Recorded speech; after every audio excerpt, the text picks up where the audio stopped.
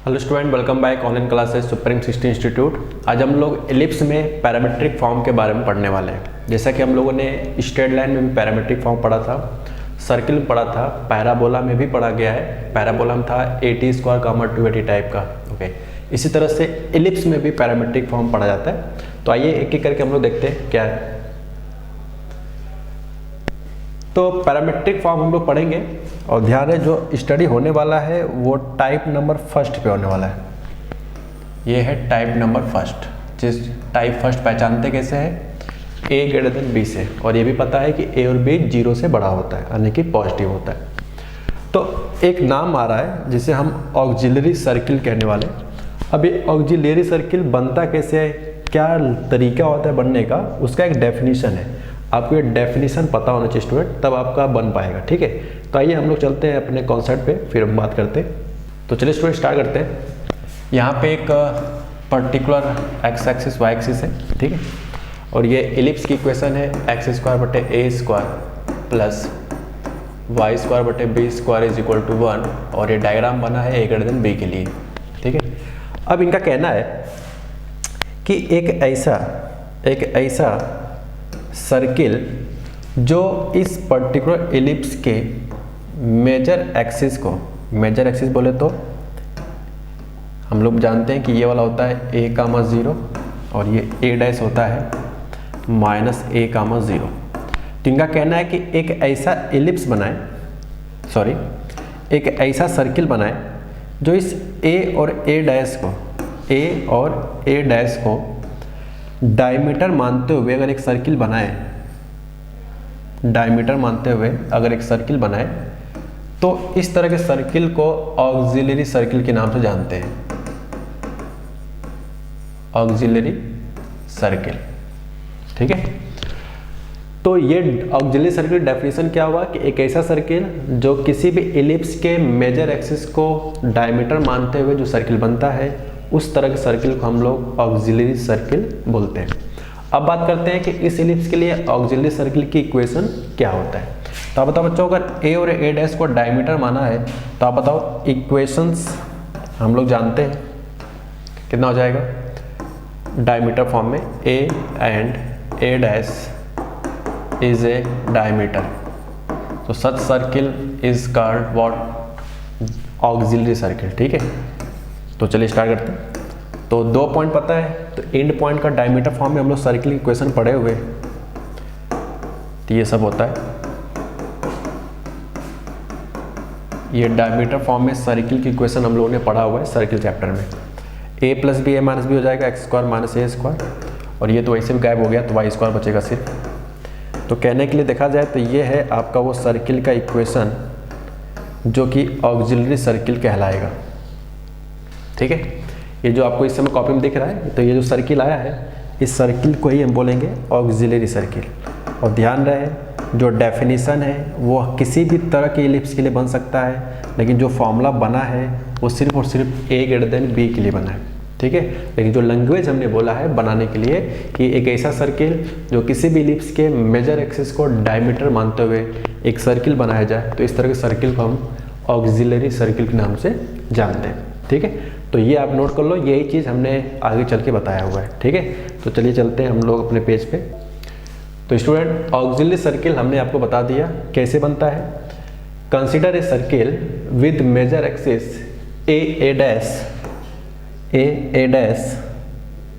As a diameter, क्या मानते हुए बनाए, डायमीटर मानते हुए, तब जो इक्वेशन बनता है वो बनता है x square plus y square equal to A square. यही चीज़ हमने अभी प्रूव करके दिखाया आपको। और इस तरह के सर्किल को नाम क्या देते हैं, ऑक्सिलरी सर्किल। ठीक है, कैसे होता है वो सबको लिख के दिखा दिया। अब ये ऑक्सिलरी सर्किल आ गया, तो अब हम बात करने जा रहे हैं पैरामेट्रिक फॉर्म का। एक्चुअली ऑक्सिलरी सर्किल पढ़ाने इसलिए जरूरी है क्योंकि हम पैरामेट्रिक फॉर्म के कोऑर्डिनेट सीधे सीधे याद करेंगे, कहाँ से आया है इसके प्रूविंग पे हम नहीं जाएंगे, क्योंकि एग्जाम में प्रूविंग नहीं पूछा जाता है, आपसे कोऑर्डिनेट पूछा जाता है। तो एग्जैक्टली कोऑर्डिनेट हम लोग याद करने वाले हैं। ठीक है, चलिए, तो पी थीटा, ठीक है, पी थीटा, तो एक ऐसा पॉइंट जो इस एलिप्स पे लाई करे,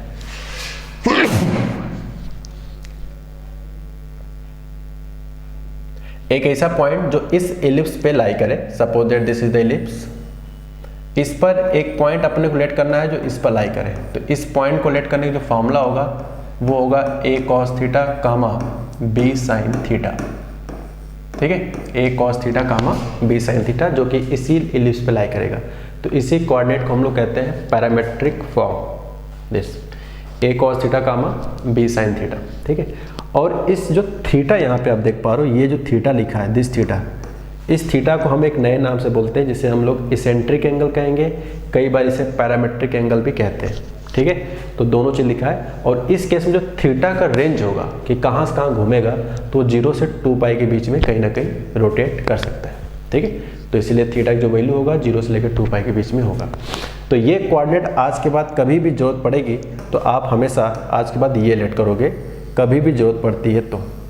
कई बार शॉर्टकट में यहाँ पे थीटा लिखा होता है, तो इसका मतलब है कि P के कोऑर्डिनेट बताओ थीटा नाम के पैरामेट्रिक एंगल पे, तो सिर्फ थीटा थीटा चेंज होगा यहाँ पे, बाकी A और B तो आपको इस एलिप्स से ही देखने को मिल जाएगा। ठीक है, तो 3 वेरिएबल एक्चुअल में नहीं है, वास्तव में सिर्फ एक वेरिएबल है। क्यों? क्योंकि A और B तो आपको एलिप्स से मिल जाएगा, तो अपनी तरफ से एक पॉइंट सिर्फ थीटा ही तो लेट कर रहे हैं। तो ये बेनिफिट होता है किसी भी एलिप्स पे लाई करने वाले पॉइंट को कंसीडर करना। ठीक है, तो यही सब लॉजिक है। तो ऑक्सिलरी सर्किल की इक्वेशन हमने इसलिए यूज करा दिया क्योंकि कई बार क्वेश्चन में ऑक्सिलरी सर्किल की इक्वेशंस पे क्वेश्चन बनते हैं, तो सिर्फ आपको ये लैंग्वेज याद रखने है, बाकी कुछ याद करने की जरूरत नहीं है। ठीक है, मैं इसका प्रूविंग नहीं बता रहा हूँ, एग्जाम में प्रूविंग नहीं पूछा जाता है। ठीक है, चलिए अब जैसे ये एग्जाम्पल है, मैं कहूँ कि इस पर आपको एक पॉइंट लेट करना है, इस इलिप्स पे एक पॉइंट लेट करना है। सबसे पहले ए स्क्वायर देख लो क्या है 16, बी स्क्वायर 4, तो ए की वैल्यू 4 हो जाएगा, बी की वैल्यू 2 हो जाएगा। So here a greater than b, यहाँ पे कंफर्म हो चुका है कि ए ग्रेटर देन बी है। तो क्योंकि ये एलिप्स है अपने स्टैंडर्ड फॉर्म वाला, तो कोई भी पॉइंट पैरामेट्रिक फॉर्म में क्या लेट करते हैं, ए कॉस थीटा कामा बी साइन थीटा। ठीक है, थीटा इंपॉर्टेंट नहीं है, थीटा एग्जाम में कुछ भी ले सकते हो आप। ठीक है, हालांकि थीटा पर पढ़ने अलग मैटर है, कई बार एग्जाम में थीटा की जगह पे अल्फा भी बोल सकता है, थीटा की जगह पे बीटा बोल सकते हैं। ठीक है, तो ए की जगह पे 4 cos theta and 2 sine theta. कहने मतलब ये है कि अगर आज के बाद आपको एलिप्स से कोई पॉइंट लेट करने की जरूरत पड़ेगी तो आज के बाद हम पैरामेट्रिक फॉर्म में लेट करेंगे। ठीक है, अब इस पैरामेट्रिक फॉर्म में एक एग्जांपल और ले, तो ये जो पॉइंट आया था अभी, इसी पॉइंट को हम लोग कहेंगे पैरामेट्रिक फॉर्म, जो कि ये पॉइंट इस एलिप्स पे लाई कर रहा होगा। कहीं भी लिख सकते हो, अब यहाँ पे कहीं भी लिख सकते हो। सो दिस P इज, ये कोऑर्डिनेट यहाँ पे मान लो लिखा है, मतलब 4 cos थीटा कामा 2 sin थीटा, आप कॉपी में लिख लो। ठीक है, तो इस तरह से आपको कभी भी जरूरत पड़ेगी लेट करने का तो हम लोग लेट करेंगे। अब इस पैरामेट्रिक फॉर्म के करस्पॉन्डिंग आपको 2 तरह के इक्वेशंस पढ़ने हैं, एक टेंजेंट की इक्वेशन, मतलब इस पॉइंट पे टेंजेंट की इक्वेशन, और इस पॉइंट पे नॉर्मल इक्वेशन। ठीक है, सो आइए देखते हैं गाइस कैसे स्टार्ट करते हैं। ओके, अब जैसे कहा गया कि equation of tangent a cos theta b sin theta on this, तो ये आपका एलिप्स है और इस एलिप्स पे एक पॉइंट है, suppose that this is the point P, और इस पर हमने टेंजेंट ड्रॉ कर दिया।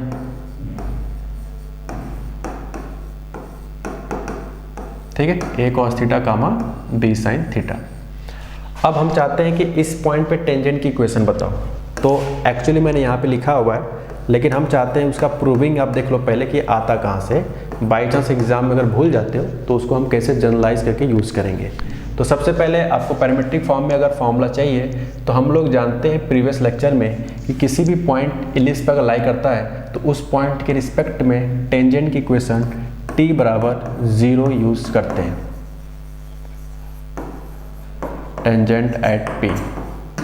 ठीक है, उस पॉइंट पे टेंजेंट की इक्वेशन t बराबर 0 लगाया जाता है। t कैसे लिखते हैं स्टूडेंट, एक्स स्क्वायर को x इंटू x1 से रिप्लेस करके, तो ये रहा आपका एलिप्स, तो रिप्लेस करते हैं, तो x into a cos theta बटे a square plus y into b sine theta, क्योंकि y कोऑर्डिनेट यहाँ पे b साइन थीटा है, and this is b square, और इधर आता है -1 इक्वल टू 0। ठीक है, तो a से a खत्म, b से b खत्म। ठीक है, तो क्या बचेगा, x cos थीटा बटे a, y sin थीटा बटे b, एंड -1 उधर भेज दो तो 1 आ जाएगा। तो यही चीज़ हमने यहाँ पे लिखा हुआ है। ठीक है, सेम टू सेम एक ए से ख़त्म हुआ तो क्या बचेगा एक्स कॉस थीटा और नीचे क्या बचेगा एक ए एंड सिमिलरली बाकी सभी ए। तो प्रूविंग बड़ा आसान है, ठीक है, याद करने से ज़्यादा बेटर है कि आप इस जगह पे t बराबर 0 से एग्जाम में कर लो, ज़्यादा सफिशिएंट होगा और अच्छा भी रहेगा, ठीक है।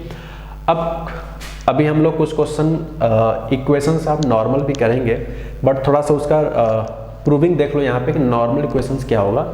हालांकि हम डायरेक्ट इक्वेशन याद करेंगे नॉर्मल का, क्योंकि अगर उसके प्रूविंग में चले जाओगे काफ़ी लेंदी चला जाता है कैलकुलेशन वगैरह, ठीक है। तो मैं चाहूँगा नॉर्मल इक्वेशन के लिए डायरेक्ट याद कर लो, टेंजेंट के लिए आप नहीं भी याद करोगे तब भी आप एग्जाम में t बराबर 0 से लग जाएगा। अब नॉर्मल इक्वेशन कैसे लिखेंगे, अगर मैं कहूँ कि p पॉइंट पे नॉर्मल इक्वेशन चाहिए, हालांकि मैं अभी पढ़ाऊँगा कुछ समय के बाद, तो यहाँ पे काम करेंगे टेंजेंट की इक्वेशन निकाल लेंगे, फिर यहाँ से स्लोप निकाल लेंगे और स्लोप आ जाएगा तो परपेंडिकुलर स्लोप आ जाएगा, तो परपेंडिकुलर स्लोप आ गया, पॉइंट पता है तो लाइन की इक्वेशन आ जाएगा। तो इस तरह से उसका प्रूविंग है, ठीक है। तो हम अभी इस जगह पे आएंगे, अब रिलैक्स होकर सिर्फ टेंजेंट पे भी ध्यान दो फिलहाल। तो टेंजेंट के इक्वेशंस के लिए हम लोग इस पॉइंट पे t बराबर 0 के मेथड से प्रूव कर दिया। आइए एग्जाम्पल लेते हैं। जैसे यहाँ पे लिखा है कि find equation of tangent on this, तो आप देख सकते हो a की वैल्यू 3 है, b की वैल्यू 2 है, क्योंकि a स्क्वायर 9 है, b स्क्वायर 4 है, तो a b की वैल्यू 3 एंड 2। तो यहाँ पे कंफर्म हो चुका है कि a ग्रेटर देन b वाला केस है। अब कहा गया है कि उस पॉइंट पे आपको टेंजेंट की क्वेश्चन बताना है जहाँ पे इसका इसेंट्रिक एंगल, हमने क्या कहा था कि जो थीटा होता है उसको दो नाम से जानते हैं, eccentric angle and parametric angle. तो यहाँ पे जो आपको थीटा दिया स्टूडेंट वो 60 डिग्री दिया है, तो आप बताओ उस 60 डिग्री करस्पॉन्डिंग कोऑर्डिनेट क्या होगा। तो हम जानते हैं formula a cos theta comma b sin theta is equal to p, a की जगह पे 3, थीटा की जगह पे 60, ठीक है जी। चलिए साइन 60, तो यहाँ पे हो जाएगा कॉस 60 की वैल्यू बच्चों 3/2 एंड साइन 60 की वैल्यू 1/2, सॉरी √3/2। और b की जगह पे क्या लिखा है, b क्या अपना, b अपना 2 है, तो 2 से 2 खत्म हो जाएगा, तो p की वैल्यू आ जाएगा 3/2 कामा √3। मैं बस चेक कर लेता हूँ सब कुछ सही है तो आगे बढ़ेंगे। या ठीक है, सब सही। इसका मतलब है कि इस पर्टिकुलर पॉइंट पे आपको टेंजेंट की इक्वेशन निकाला है, जो कि 60 डिग्री करस्पॉन्डिंग वाला एंगल अपने को पता चल चुका है कि 60 डिग्री की सेंट्रिक एंगल पे उसके जो कोऑर्डिनेट होंगे वो ये होंगे। और जैसे ही कोऑर्डिनेट आया हम तुरंत टेंजेंट की इक्वेशन लिख सकते हैं with the help of t बराबर 0। तो p कोऑर्डिनेट बच्चों आ गया 3/2 कामा √3, 3/2 कामा √3, 3/2 कामा √3। तो ये आपको पॉइंट मिल गया। अब इस पॉइंट पर आपको क्या चाहिए, टेंजेंट की इक्वेशन चाहिए, ठीक है। तो इस पर्टिकुलर P पॉइंट पे टेंजेंट की इक्वेशन चाहिए। कैसे निकालें, सिंपल सा, टेंजेंट की इक्वेशन t बराबर 0 वाले लॉजिक से, तो टेंजेंट एट पॉइंट P, ठीक है, एट पॉइंट P की कोऑर्डिनेट है 3/2 कामा √3। ओके जी, चलिए तो t बराबर क्या लगाते हैं 0, t बराबर 0।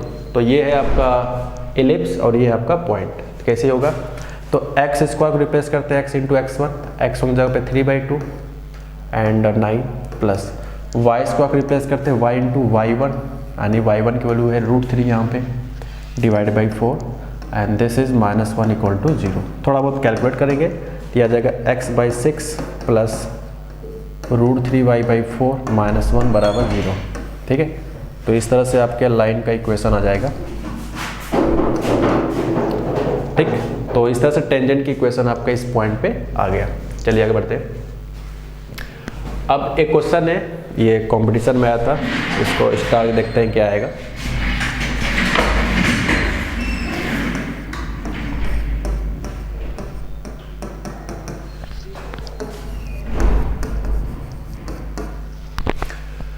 लिखा है find the minimum area of the triangle, find the minimum area. इसको थोड़ा अंडरलाइन करने वाली बात है, आपको मिनिमम एरिया चाहिए आप triangle form by any tangent. इस एलिप्स पे किसी भी जगह पे अगर आप टेंजेंट ड्रॉ करो, तो फिलहाल इसका हम थोड़ा डायग्राम बनाकर आपको दिखाना चाहते हैं। Suppose that this is the ellipse. क्या रीजन है कि मैंने इस साइड ज़्यादा लेंथ दिखाया है, रीजन्स क्या है, क्योंकि a स्क्वायर की वैल्यू 16 है, b स्क्वायर की वैल्यू 9 है, ठीक है जी। तो a की वैल्यू 4 आएगा और b की वैल्यू 3 आएगा। तो a ग्रेटर देन b वाला केस है, इसीलिए ये लंबाई हमने ज़्यादा दिखाई, ये वाला कम दिखाया।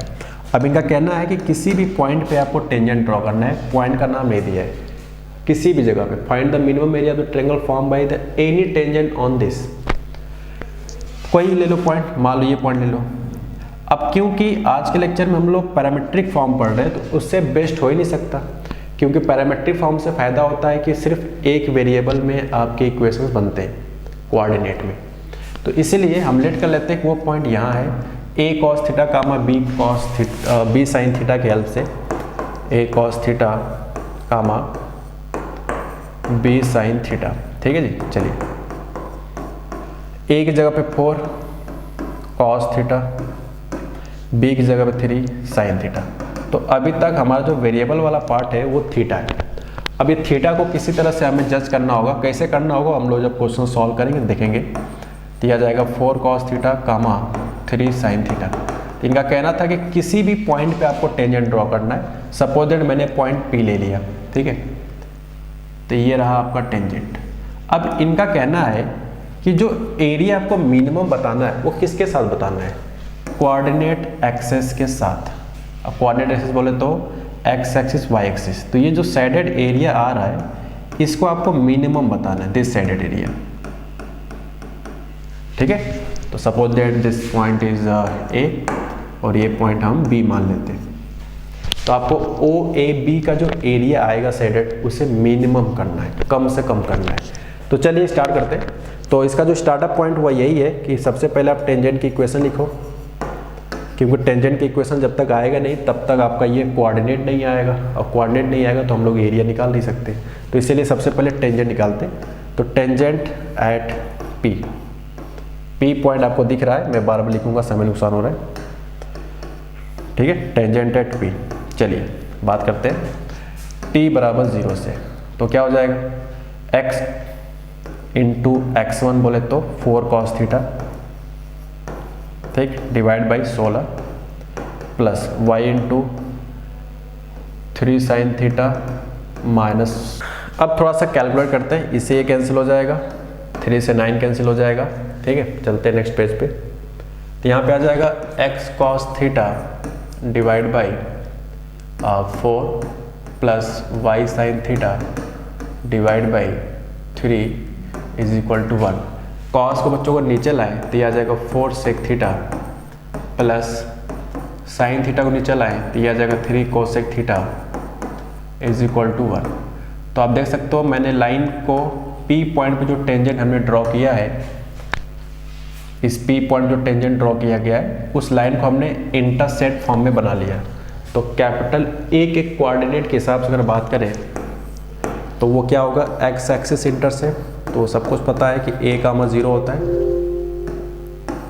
और B क्या होता है बच्चों, Y एक्सिस इंटरसेप्ट। तो ये हो जाएगा नीचे वाला 3 cosec थीटा, क्योंकि ये लाइन आपका x upon A plus y upon B is equal to 1। ये 1 है तभी हम कर पा रहे हैं।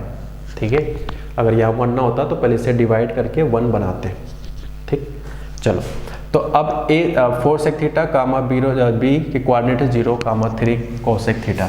तो थोड़ा सा हम डायग्राम फिल्टर करके पीछे वाला अगर यहाँ पे एक बार सेपरेट बना दे, थोड़ा सा समझने में आपको आसानी रहेगा। तो ये आपका A कोऑर्डिनेट है, ठीक, ये आपका O है जिसको 0 0 बोलते हैं, और होपफुली ये B कोऑर्डिनेट है जिसकी वैल्यू 0 कामा 3 cosec थीटा, और A कोऑर्डिनेट है 4 sec थीटा कामा 0। ठीक है, 4 sec थीटा कामा 0। अब एरिया निकालते हैं, एरिया ऑफ OAB।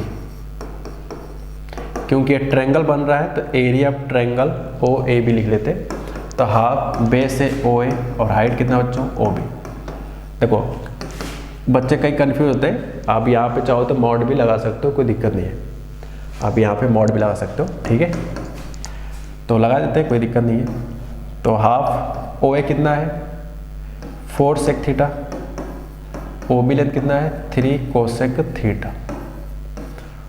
ऊपर आ जाएगा 4 3 जा 12, ठीक है, 12। नीचे क्या जाएगा, 1 cos 1 sin, तो ये हो जाएगा sin theta into cos theta. इस 2 को अंदर मल्टीप्लाई कर ले, क्योंकि प्रोडक्ट में है तो मल्टीप्लाई मॉड के अंदर किया जा सकता है, ठीक है, और डिवाइड में भी।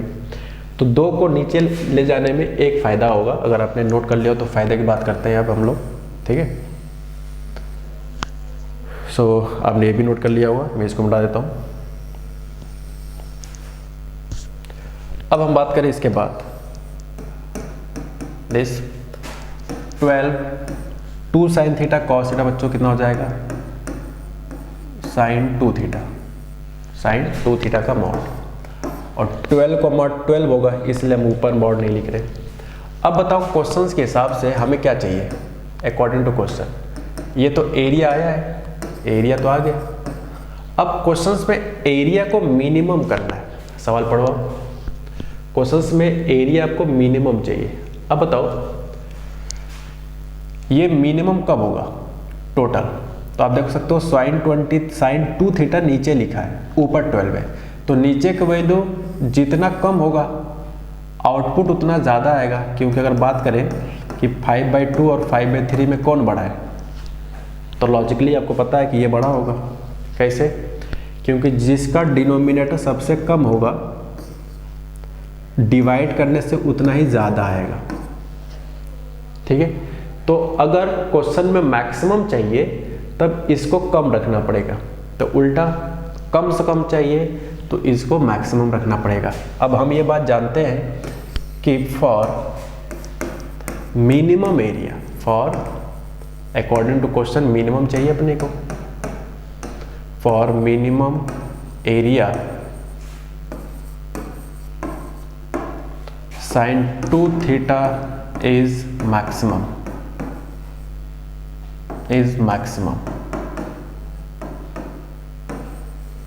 ठीक है। Sine 2 theta is maximum. और बताओ साइन 2 थीटा के मैक्सिमम वैल्यू कितना होता है, वो 1 होता है। साइन 2 थीटा मैक्सिमम वैल्यू 1 होता है, ठीक है जी। चलिए तो अब बात करते हैं कि एक्चुअल में मॉड साइन 2 थीटा अगर रियलिटी देखो तो, ठीक है, चाहो तो मॉड लगा दो, कोई दिक्कत नहीं। तो यहाँ से साइन 2 थीटा की 2 वैल्यू आएगी, प्लस माइनस 1। अब सवाल में सिर्फ आपसे शायद मिनिमम एरिया ही पूछा है, हाँ आपसे मिनिमम एरिया तो पूछा ही है मिनिमम, और साथ में ये भी पूछा है कि किस पॉइंट में मिनिमम होगा। तो आपने P पॉइंट पे मिनिमम माना था टेंजेंट, तो थीटा निकालना टारगेट है, थीटा आ जाएगा तो यहाँ रख देंगे तो आपका पॉइंट भी मिल जाएगा, ठीक है। और एरिया तो आपका मिल ही रहा है।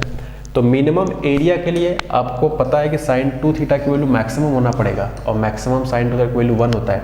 तो आप बताओ एरिया मिनिमम कितना आ गया, तो इसका आंसर तो बड़ा आसान हो गया, 12 आएगा। इसका आंसर तो आ गया, क्योंकि ये 1 होगा, 12/1 कितना हो जाएगा, 12। अब हमारा टारगेट है कि ये जो मिनिमम एरिया आ रहा है वो किस थीटा पे आया, वही अपने को कोऑर्डिनेट चाहिए, ठीक है। तो अब बताओ साइन 2 थीटा बराबर 1, तो बहुत सारे वैल्यूज हो सकती है। जैसे 2 थीटा इक्वल टू क्या ले सकते हो, काफ़ी सारे पॉसिबिलिटीज आएंगे। तो साइन 2 थीटा की वैल्यू 1 के हिसाब से आप लिख सकते हो π/2 माइनस π/2, क्योंकि साथ में आपका 1 भी तो है, ठीक है। तो एक π/2 माइनस π/2, फिर एक आएगा 3π/2, 3π/2, एक आएगा माइनस 3π/2, ठीक। लेकिन हमें ये बात पता है कि जब थीटा निकालेंगे तो π/4 आएगा, माइनस π/4 आएगा, 3π/4 आएगा, माइनस 3π/4 आएगा। लेकिन बच्चों आप खुद बताओ ध्यान से कि क्या हम लोग ये थीटा ले सकते हैं, ये नहीं ले सकते। क्यों? क्योंकि हम जानते हैं कि इसेंट्रिक एंगल का जो थीटा होता है, इसेंट्रिक एंगल का जो थीटा होता है स्टूडेंट, वो किसके बीच का होता है, 0 से 2π के बीच में, ठीक है। तो थीटा क्योंकि 0 से 2π के बीच में होता है, तो थीटा को नेगेटिव तो पॉसिबल ही नहीं है, ठीक। इसीलिए हम लोग सिर्फ पॉजिटिव वैल्यू एक्सेप्ट करेंगे, ठीक है। तो यहाँ से थीटा का जो फाइनल वैल्यू आया वो कौन सा वाला आया, थीटा इज द फाइनली, तो फाइनल थीटा इक्वल टू कितना आ रहा है, π/4 कामा 3 पाई बाई 4। ठीक है, तो अब बताओ पी कोऑर्डिनेट क्या माना था हम लोगों ने, पी कोऑर्डिनेट 4 cos थीटा कामा 3 sin थीटा, 4 cos थीटा कामा 3 sin थीटा। तो बस बच्चों खत्म सवाल। P के प्लेस पे 4 और एक बार थीटा को पाई बाई 4 रख के सॉल्व कर लो। ठीक है, 3 sin पाई बाई 4। तो एक आंसर आ जाएगा यहाँ से और दूसरा आंसर कितना आ जाएगा, जब हम लोग, this is the first answer,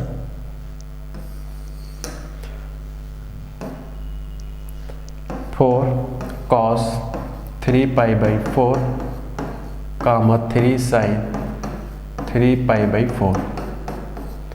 तो ये रहा आपका पहला आंसर और ये रहा आपका सेकेंड आंसर। तो बच्चों यहाँ पे दो तरह के आंसर आपके पॉसिबल होंगे। इसका मतलब ये है कि इस पर्टिकुलर डायग्राम में आप दो जगह टेंजेंट ड्रॉ कर सकते हो, एक पाई बाई 4 के एंगल्स पे और एक 3 पाई बाई 4। एक्चुअल में ये 3 पाई बाई 4 वाला है और ये पाई बाई 4 वाला है। ठीक है, तो ऐसे दो टेंजेंट बनाए जा सकते हैं जिस पर इसका एरिया जो होगा वो मिनिमम आएगा। ठीक है, तो कुछ करना नहीं है, बस अब यहाँ पे आपको वैल्यू रख देना है। cos पाई 4 की वैल्यू 1/√2 और cos 3 पाई 4 की वैल्यू -1/√2 और ये हो जाएगा 1/√2। ठीक है, सॉल्व कर लेना, आंसर आ जाएगा। चलिए अब बात करते हैं आगे। अब हम लोग बात करने जा रहे स्टूडेंट नॉर्मल की इक्वेशंस के बारे में। नॉर्मल का इक्वेशंस क्या होता है किसी भी पॉइंट पे। तो अभी हम सीख रहे थे टेंजेंट की इक्वेशन, अब हम सीखने जा रहे हैं नॉर्मल इक्वेशन कैसे यूज करते हैं। तो सेम कॉन्सेप्ट है कि t = 0 करके आपको टेंजेंट की इक्वेशन लिखना होता है।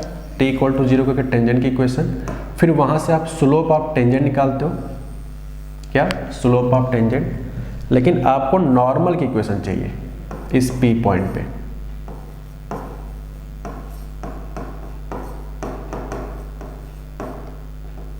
ठीक है, इस P पॉइंट पे नॉर्मल का इक्वेशन चाहिए। तो इस नॉर्मल की जो इक्वेशंस होगा वो ये आता है, ax sec theta minus b y cosec theta is equal to A square minus b square. ठीक है, ax sec theta minus b y cosec theta is equal to A square minus b square. याद करना बड़ा आसान तो नहीं कहूँगा है, बट इसका रीजन बड़ा आसान है। आप टेंजेंट की इक्वेशंस t = 0 से स्लोप निकाल लेना टेंजेंट का। टेंजेंट का स्लोप आ जाएगा तो नॉर्मल का भी स्लोप आ जाएगा, और अगर नॉर्मल का स्लोप आ गया तो आपको पता है कि पॉइंट पता है और नॉर्मल का स्लोप आ जाएगा, तो वहां से हम लोग नॉर्मल लाइन की इक्वेशन निकाल सकते हैं। ठीक है, तो टेंजेंट स्लोप अभी हमने निकाला था, वहां से नॉर्मल स्लोप निकालो, पॉइंट पता है, स्लोप पता है, इक्वेशन आ जाएगा। सॉल्व करने के बाद सिंप्लीफाई करने के बाद वो इस तरह से दिखेगा एग्जैक्टली। ठीक है, तो आप इसको नोट कर लो ताकि हम लोग आगे बढ़े। बच्चों यहाँ पे आप देख सकते हो सीधे सीधे नॉर्मल इक्वेशन पूछा है। तो a की वैल्यू है √40, b की वैल्यू √5 है।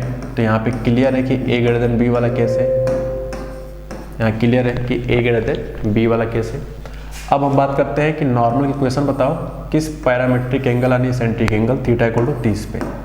तो थीटा = 30 है, तो अब इक्वेशन ऑफ नॉर्मल आपको याद होना चाहिए। इक्वेशन ऑफ नॉर्मल क्या था, ax sec theta minus b y cosec theta is equal to A square minus b square. ठीक है, तो a की जगह पे √14, x थीटा की जगह पे 30 अंश माइनस b की जगह पे √5, y प्लेस पे बच्चों कितना है, y तो y है, कोसेक थीटा बोले तो 30 अंश एंड a स्क्वायर 14 है, b स्क्वायर 5 है। ठीक है, सिंपली इसको सिंप्लीफाई कर लेना, आपका आंसर आ जाएगा फाइनली। तो आप इतना नोट कर लो ताकि आंसर लिख सके। √14x सेक 30 की वैल्यू, तो cos 30 होता है √3/2, तो सेक 30 हो जाएगा 2/√3। ठीक, √5 कोसेक 30 की वैल्यू 2 होता है, 14 - 5 आई होप 9 आ जाएगा। तो बस खत्म हो गया सवाल, अब तो ये किसी लायक नहीं रहा। तो कहने मतलब है फॉर्मूला आपको नॉर्मल की इक्वेशन का तो कम से कम जरूर याद कर लेना, क्योंकि अगर उसके प्रूविंग पे आप लग गए तो आपका समय बहुत नुकसान हो जाएगा एग्जाम में। ठीक है, इसलिए एग्जैक्टली आपको याद होना चाहिए। तो ये आता है 2√14/√3x minus 2√5 y is equal to 9। थोड़ा अजीब आ रहा है देखने में, बट कोई बात नहीं, आंसर तो आंसर होता है किसी तरह से, ठीक है। So this is the final answer of normal at 30। मतलब इसका जो डायग्राम बनेगा कुछ इस तरह से बनेगा, लाइक दिस। तो ये थीटा पैरामेट्रिक एंगल पे आंसर है, ठीक है। जैसे यहाँ पे p थीटा होता है तो लिखते हैं a cos theta comma b sin theta, तो p 30 का पूरा नाम है a cos 30 comma b sin 30, ठीक है। चलिए, तो ये आंसर हो गया, आगे बढ़ते हैं। अब एक क्वेश्चन से काफ़ी अच्छा खासा मैं कहूँगा इस सवाल को, क्योंकि इसमें आपका काफ़ी चीज़ें दिमाग यूज़ करा लिएगा। आपको एक इलिप्स की इक्वेशन दिया है, इलिप्स की इक्वेशन को स्टैंडर्ड फॉर्म में ब्रेक करने के लिए 4 से डिवाइड करना पड़ेगा, एंड दिस इज 1। तो यहाँ बच्चों कंफर्म है कि a स्क्वायर 4 है और b स्क्वायर 1 है, तो a की वैल्यू 2 और b की वैल्यू 1। तो यहाँ पे कंफर्म हो गया कि a ग्रेटर देन b है, और जो अभी हम लोग टेंजेंट नॉर्मल इक्वेशन पढ़ रहे हैं वो सिर्फ और सिर्फ a ग्रेटर देन b के लिए पढ़ा जा रहा है, ठीक है। चलिए अब बात करते हैं यहाँ पे, हालांकि इन्होंने खुद ही दे दिया है, आपको कैलकुलेट करने की जरूरत भी नहीं था। यहाँ पे बोला हुआ है कि एक पर्टिकुलर एलिप्स है जिस पर एक पॉइंट लिया गया जिनके कोऑर्डिनेट भी आपको दे दिए गए हैं इस सवाल में। सपोज दैट वो यहाँ पे, हालांकि कहीं भी हो सकता है, यहाँ पे मैंने कंफर्टेबल होने के लिए यहीं पे मान लिया 2 cos थीटा कामा साइन थीटा, ठीक है। This point is P। अब इनका कहना है कि इस पॉइंट पे जब हम टेंजेंट ड्रॉ करते हैं, इस पॉइंट पे जब हम टेंजेंट ड्रॉ करते हैं तो वो मेजर एक्सिस को Q पे मिलता है।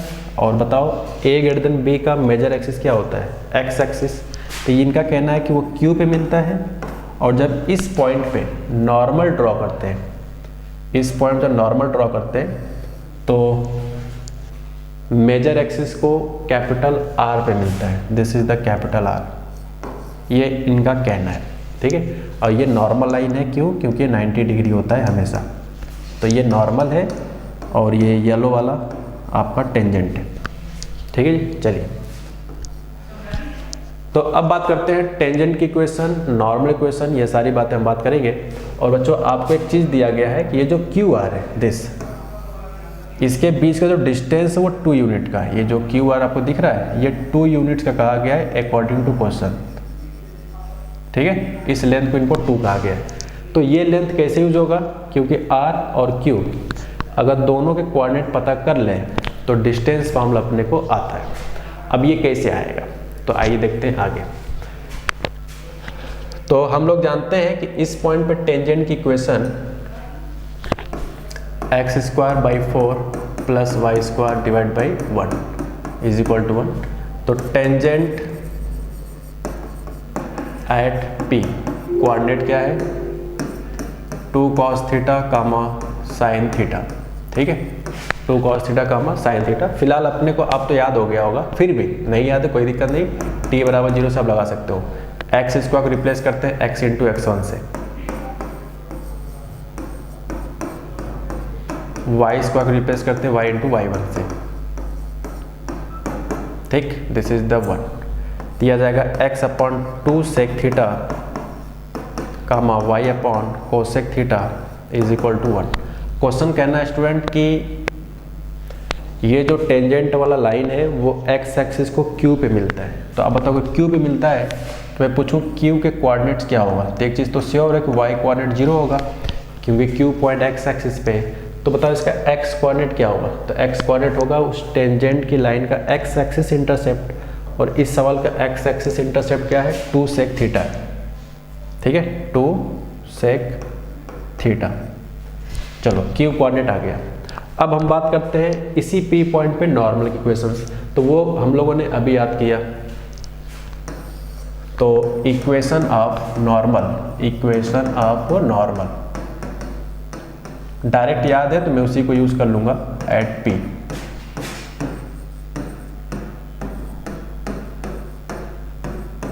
ठीक है, 2 cos थीटा कामा साइन थीटा लिखा है। तो हम लोगों ने अभी पढ़ा कि ax sec theta minus by cosec theta is equal to A square minus b square. A की जगह पे आपको कॉपी में दिख रहा होगा 2 था, अब चेक कर लो तो 2x सेक थीटा, बी जब 1 है तो यह जाएगा y कोसेक थीटा, यहाँ पे हो जाएगा 4 माइनस 1 यानी कि 3। तो ये आपके नॉर्मल की इक्वेशन है, ठीक है, ये नॉर्मल इक्वेशन है। अब क्वेश्चन का कहना है कि ये जो नॉर्मल लाइन हमने निकाला अभी प्रेजेंट टाइम में, ये नॉर्मल लाइन आगे चलकर किसको कट करता है, मेजर एक्सिस को r पे कट करता है। तो मैं पूछूं कि r कोऑर्डिनेट के लिए, ये r कोऑर्डिनेट के लिए इस पर्टिकुलर लाइन में क्या 0 होना चाहिए, तो फॉर पॉइंट कैपिटल R, क्योंकि R मेजर एक्सिस पे है यानी कि उसका y कोऑर्डिनेट क्या हो जाएगा 0। अब y कोऑर्डिनेट 0 हो गया तो अब चेक कर लो यहाँ से x कोऑर्डिनेट कितना आ जाएगा 2x सेक थीटा, ये 0, दिस इक्वल टू 3, तो x इक्वल टू आ जाएगा 3/2 कॉस थीटा।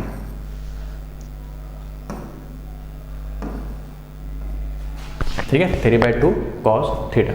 तो इस तरह से बच्चों आपके r कोऑर्डिनेट भी आ गए 3/2 कॉस थीटा कामा 0, ठीक है। और p कोऑर्डिनेट आपको ऑलरेडी मालूम है, मैंने यहाँ पे लिखा था अभी, और 2 सेक थीटा कामा 0 आया था, ठीक। आई थिंक ये q था, सवाल में पढ़ लो, इस पॉइंट को इसमें q कहा गया है, देखो यहाँ पे लिखा है this point q, 2 sec theta comma 0। अब क्वेश्चन कहा गया कि इनके बीच की जो डिस्टेंस है QR वो 2 के इक्वल है, तो अगला कॉन्सेप्ट आपको 2 वाला यूज़ करना पड़ेगा तभी इक्वेशन बन पाएगा वगैरह जो भी है। तो इसको मैं मिटा देता हूँ क्योंकि अभी किसी काम का नहीं है। आई होप आपने नोट कर लिया होगा अब तक। चलिए, तो क्वेश्चन में गिवन है नेक्स्ट स्टेप्स कि जो QR की वैल्यू है वो 2 के इक्वल है। तो अंडरस्टूड है डिस्टेंस फॉर्मूले से। तो आप खुद बताओ, यहाँ पे कुछ लोग कंफ्यूज होते हैं कैलकुलेशन वगैरह में। अगर हम बात करें यहाँ पे QR में, तो ये अंडरस्टूड है कि 2 सेक थीटा की वैल्यू ज़्यादा है किसके रिस्पेक्ट में, R के x कोऑर्डिनेट के रिस्पेक्ट में। तो अगर मैं डिस्टेंस के हिसाब से बात करूँगा तो ये कह सकता हूँ कि 2 sec theta minus 3/2 cos theta is equal to 2। Simple सा, ठीक है। अरे यार डिस्टेंस फार्मूला भी लगाओगे ना, 2 पॉइंट के बीच का डिस्टेंस, तो अभी यही आएगा, आप निकाल के देख लो। तो यहाँ पे कितना आ जाएगा, सेक को कॉस में ब्रेक कर लो क्योंकि हमसे क्वेश्चन जो है वो कॉस के फॉर्म में पूछा गया है। अब ये सिंपल कैलकुलेशन है, ठीक है। चलो देखते हैं, 4 माइनस 3 कॉस कॉ थीटा, 2 2 जा 4 कॉस थीटा। तो यहाँ से आ जाएगा 3 cos co theta minus plus 4 cos theta minus 4 is equal to 0, ठीक। चलिए, तो ये आ जाएगा कुछ 4 3 जा 12, तो 12 को ब्रेक करेंगे, ये आ जाएगा 6 cos theta minus 2 cos theta minus 4 equal to 0। इसमें से 3 कॉस थीटा कॉमन आ जाएगा, cos theta plus 2 minus 2 common ले लेंगे, कॉस थीटा प्लस 2, ठीक। अब दोनों में से क्या कॉमन आ जाएगा, कॉस थीटा प्लस 2, ठीक। तो या फिर क्या पॉसिबिलिटी है,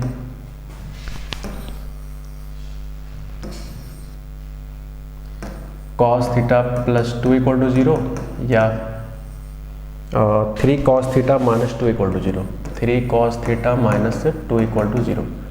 सो hopefully cos theta equal to 2/3, ठीक। और यहाँ से बच्चों cos theta equal to minus का 2 आ जाएगी, ठीक है जी। चलिए, अब बात करते हैं कौन सी वैल्यू लें, दोनों ले, कोई एक ले, कौन सा ले। तो आपको पता है कि कॉस थीटा का जो रेंज होता है वो -1 से 1 के बीच में होता है, तो ये तो कभी नहीं होगा। और ये रेंज एक्सेप्टेबल है क्योंकि -1 से 1 के बीच में लाई करता है। और दूसरी बात थीटा दिया है आपका 0 से π/2, और 0 से π/2 मतलब फर्स्ट क्वाड्रेंट में, और फर्स्ट क्वाड्रेंट में कॉस की वैल्यू क्या होता है, पॉजिटिव, इसलिए ये आंसर सही हो जाएगा फाइनल। और हमसे स्टूडेंट कॉस थीटा ही पूछा गया है, अब सवाल पढ़ लो, फाइंड कॉस थीटा, तो आंसर कंप्लीट आ चुका है। अब इसको अच्छे से, अब बात करते हैं नेक्स्ट थ्योरी की। इस थ्योरी में कहा गया है कि अगर कोई इलिप्स है, सपोज दे लाइक दिस, इस इलिप्स पे 2 पॉइंट लिए गए हैं, एक P नाम का और एक Q नाम का। मान लो P के पैरामीट्रिक एंगल θ1 है, Q के पैरामीट्रिक एंगल का नाम θ2 है। तो मैं पूछूं कि इस कॉर्ड की इक्वेशंस क्या आएगा, और मान लो एग्जाम में आप भूल जाते हो कि क्या आएगा, तो सिंपल तरीका है कि P पॉइंट के करस्पॉन्डिंग आप कोऑर्डिनेट आपको पता होगा कि P थीटा 1 का मतलब क्या होगा, ये, Q थीटा 2 का मतलब ये। तो अगर 2 पॉइंट पता है तो लाइन की इक्वेशन अब मैं आपसे पूछूं तो निकाल सकते हैं, सिंपल सा है, क्योंकि 2 पॉइंट पता होता है तो लाइन की इक्वेशन निकालना हमने सीखा हुआ है स्ट्रेट लाइन, ठीक है। तो उससे सॉल्व करने के बाद जो बनता है एक अच्छे लुक में, उसकी इक्वेशन बच्चों हम लोगों ने यहाँ पे लिखा हुआ है, ठीक है। x upon a cos theta 1 plus theta by 2 plus y upon b sine theta 1 plus theta 2 is equal to cos theta 1 minus theta 2 by 2। याद करना बड़ा आसान है, x अपॉन ए, अगर आप ध्यान से देखो तो टेंजेंट की इक्वेशन में भी यही लिखा था, x कॉस थीटा बटे a plus y by b sine theta is equal to 1। Just से सिमिलर कि थीटा 1 थीटा 2 का अर्थमेटिक में, थीटा 1 थीटा 2 का अर्थमेटिक में, लेकिन x के साथ कॉस वाला रहेगा, y के साथ साइन वाला रहेगा। और यहाँ पे कंफ्यूज नहीं होना है कि थीटा 1 में से थीटा 2 हटाएं कि थीटा 2 में से थीटा 1 घटाएं, क्योंकि बाहर कॉस लगा है तो कॉस माइनस थीटा भी होता है तो क्या बन जाता है, कॉस थीटा। ये फॉर्मूला ट्रिग्नोमेट्री में पढ़ाया जाता है, तो इसीलिए फ़र्क नहीं पड़ता है कि पहले में से दूसरा सपरेट कर रहे हैं कि दूसरे में से पहला सपरेट कर रहे हैं, तो इसके रिजल्ट के आउटपुट में कोई भी फ़र्क नहीं पड़ेगा, ठीक।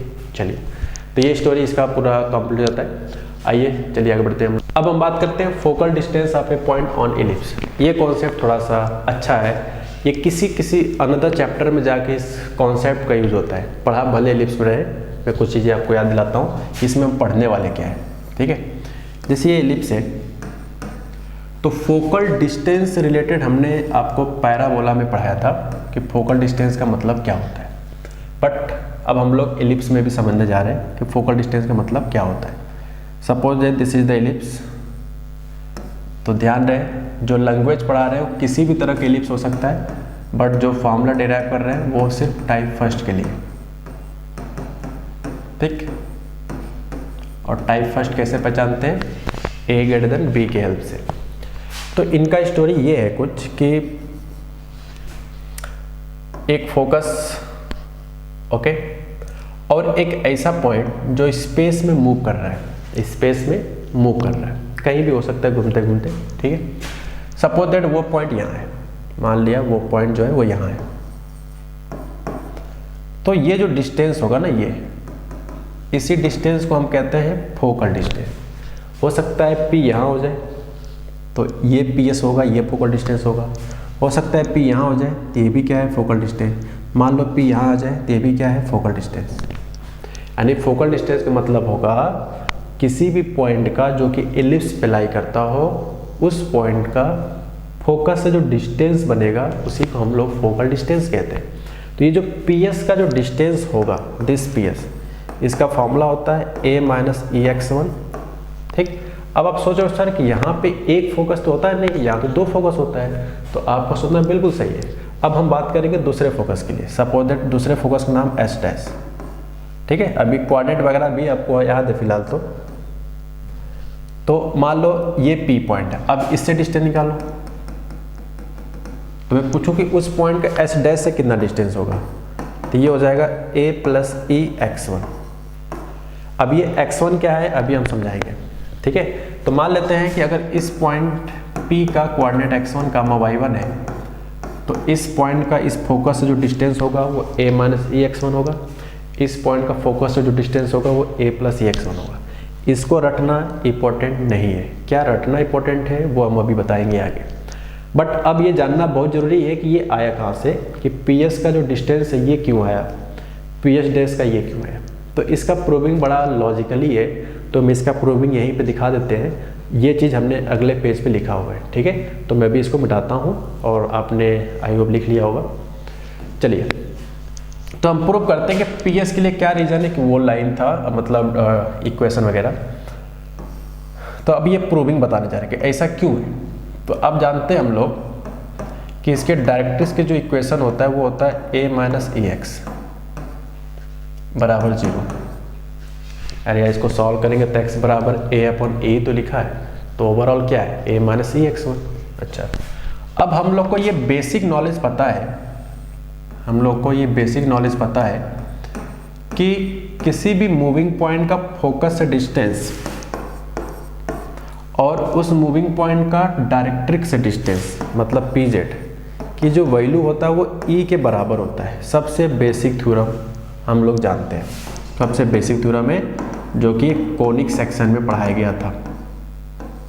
ठीक है, सबसे बेसिक डेफिनेशन है कि मूविंग पॉइंट का फोकस से डिस्टेंस, और अब याद करो इस फोकस करस्पॉन्डिंग जो डायरेक्ट्रिक्स होता है उसके पीछे होता है, ये भी हमने पढ़ा है। तो PS is equal to E times क्या हो जाएगा PZ। तो PZ क्या है, इस पॉइंट का इस लाइन से डिस्टेंस। और बच्चों बताओ पॉइंट का लाइन से डिस्टेंस का क्या मतलब होता है, पॉइंट को इस लाइन में रख देना, तो x की जगह पे x1 रख दो, तो a minus E x1 and divide by x का कोफिशिएंट माइनस e है, तो ये इसका स्क्वायर हो जाएगा, और माइनस e के स्क्वायर कितना हो जाएगा e स्क्वायर, और e स्क्वायर का स्क्वायर रूट कितना हो जाएगा e, और e से ही खत्म हो जाएगा, दिया जाएगा a माइनस ई x1। तो आप देख सकते हो PS का जो डिस्टेंस है वो a माइनस ई x1 के बराबर है। इसी तरह से PS डैश प्रूव करने के लिए इधर वाला आपको डायरेक्ट्रिक्स लेना पड़ेगा। ठीक है, तो ये दो रिजल्ट आ जाता है आपके सामने। चलिए बढ़ते हैं आगे। अब देखा जाए तो जो a माइनस ई x1 है ये वेरिएबल डिस्टेंस है। क्यों वेरिएबल डिस्टेंस है, रीजन है इसका छोटा सा, और ये भी क्या है वेरिएबल डिस्टेंस। रीजन ये है कि a तो आपका इलिप्स का होता है, E इलिप्स का होता है इसेंट्रिसिटी, तो ये तो फिक्स वैल्यू होता है। और आप बताओ जो x1 है, x1 क्या है, इस मूविंग पॉइंट का x कोऑर्डिनेट। अब क्योंकि ये पॉइंट मूव कर रहा है तो इसका मतलब है कि x कोऑर्डिनेट चेंज हो रहा होगा, y कोऑर्डिनेट भी चेंज हो रहा होगा। तो क्योंकि ये कोऑर्डिनेट चेंज हो रहा है इसीलिए इस कोऑर्डिनेट को चेंज होने के कारण x1 आपका चेंज हो रहा है। तो x1 चेंज हुआ तो अगर कोई भी एक वेरिएबल चेंज होता है इसका मतलब है कि जो डिस्टेंस आएगा वो वेरिएबल ही रहेगा, फिक्स नहीं आने वाला है। क्योंकि दो तो फिक्स है लेकिन बगल में x1 के साथ मल्टीप्लाई हो रहा है, इसलिए वेरिएबल डिस्टेंस है। लेकिन मज़ेदार बात यह है कि अगर इन दोनों इक्वेशंस को ऐड कर दें तो सिर्फ एक छोटा सा नंबर आता है 2a, जिसे हम कहते हैं कांस्टेंट। क्यों, क्योंकि a तो इलिप्स का हिस्सा है, 2 से मल्टीप्लाई करो तो 2 आ जाए, कोई दिक्कत नहीं। तो इसका मतलब है कि PS plus PS dash, I repeat PS plus PS dash, ये मिलाकर जो डिस्टेंस आता है वो हमेशा एक कांस्टेंट के बराबर आता है। अलग अलग भले वेरिएबल था लेकिन जब इसको कलेक्ट किया गया तो वो एक कांस्टेंट के बराबर आ रहा है।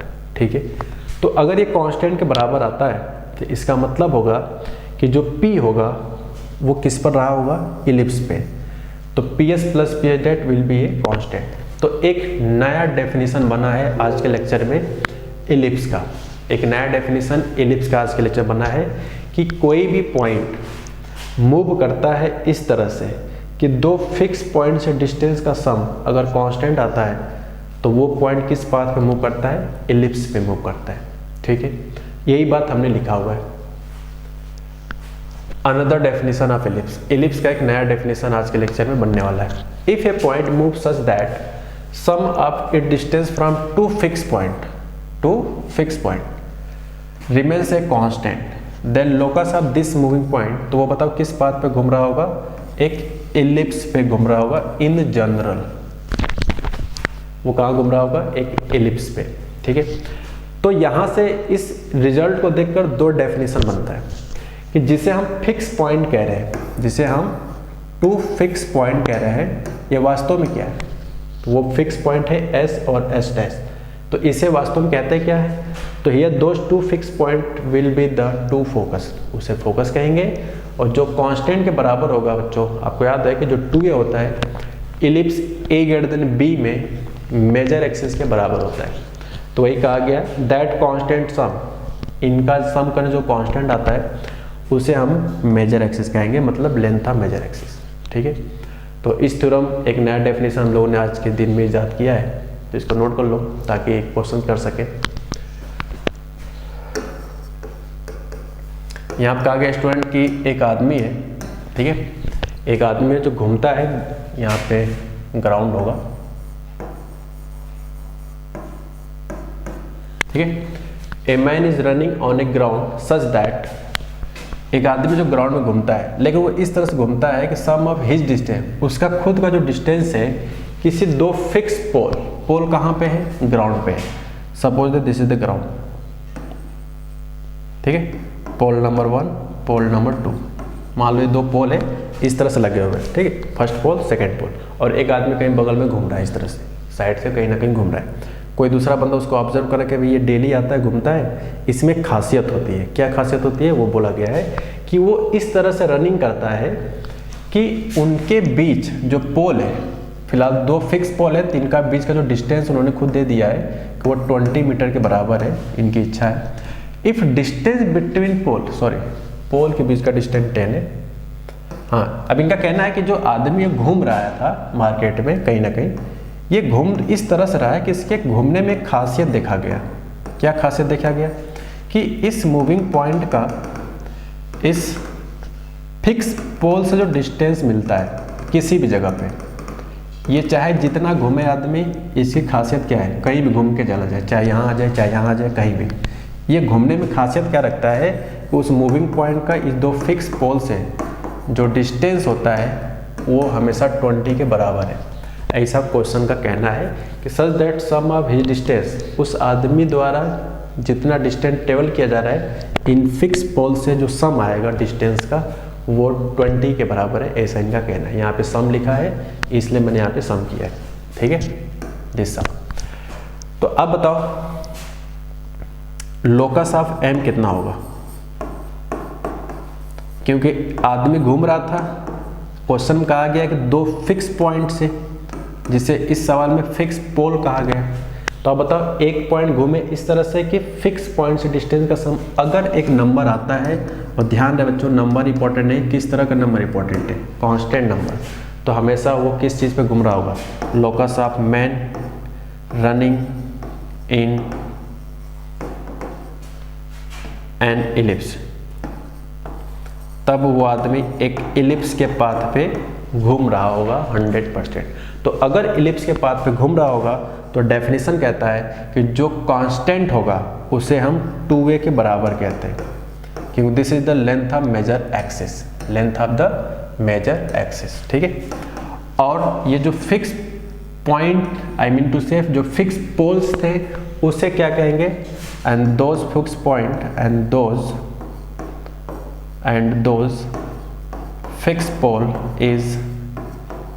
तो आप बताओ इनके बीच का जो डिस्टेंस होगा, दिस डिस्टेंस, अगर P1 P2 फोकस हो गया, इसका मतलब है कि डिस्टेंस बिटवीन फोकाई, तो याद करो P1 P2 को कितना दिया गया क्वेश्चंस में, ये 10 है, और डिस्टेंस बिटवीन फोकाई हम जानते हैं 2AE के बराबर होता है, ये फॉर्मूला हम लोगों ने पढ़ा है।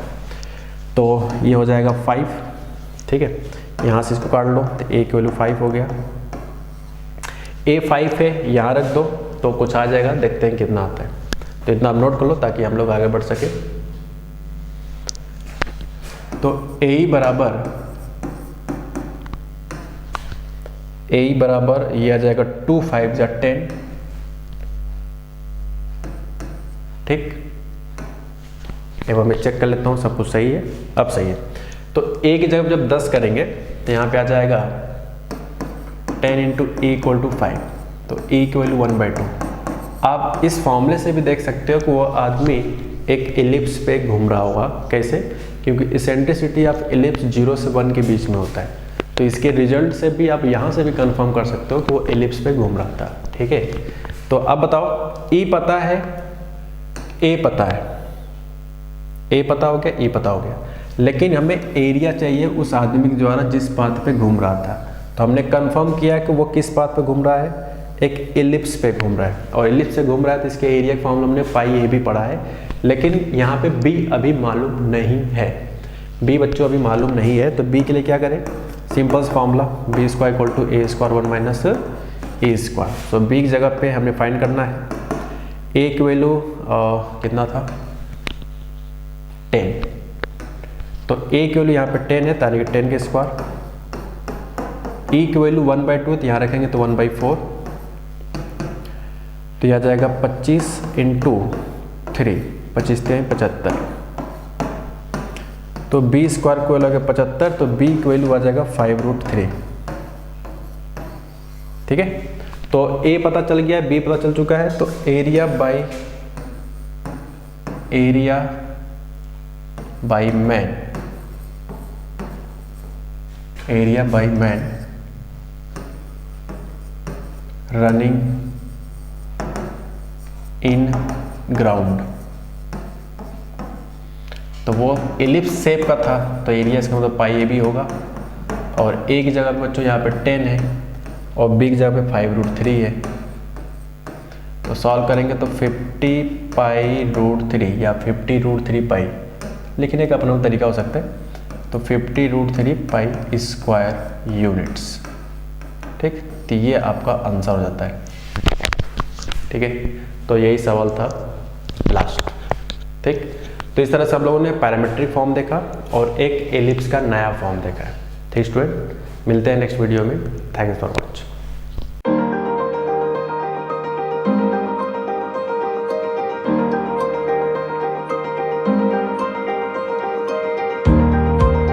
अच्छा सुनो, चैनल को सब्सक्राइब करो, उसके बाद घंटी बजा देना ताकि अगली वीडियो आपसे मिस ना हो पाए। Thank you.